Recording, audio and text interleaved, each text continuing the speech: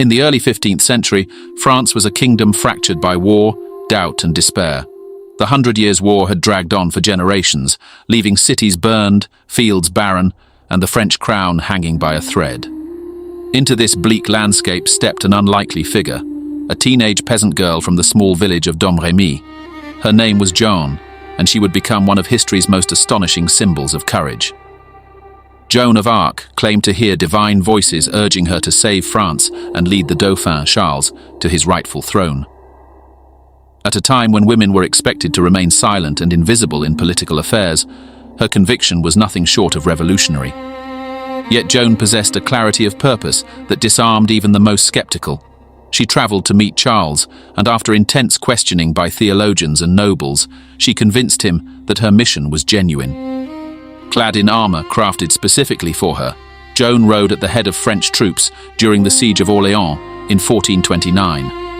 Her presence electrified the soldiers. She carried no sword into battle at first, only a banner. But her determination was contagious. Under her leadership, the French forces broke the siege in just 9 days, a victory so unexpected that it shifted the momentum of the entire war. Joan became known as La Pucelle, the Maid of Orléans, a living emblem of hope.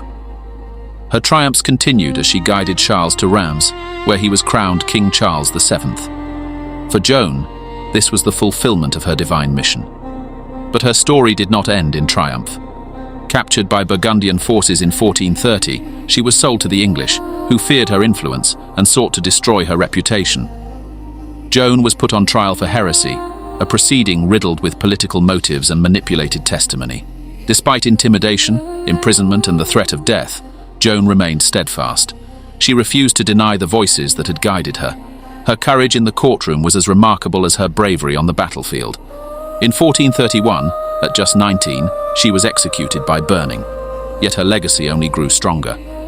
25 years later, the Church declared her trial unjust, and in 1920, she was canonized as a saint.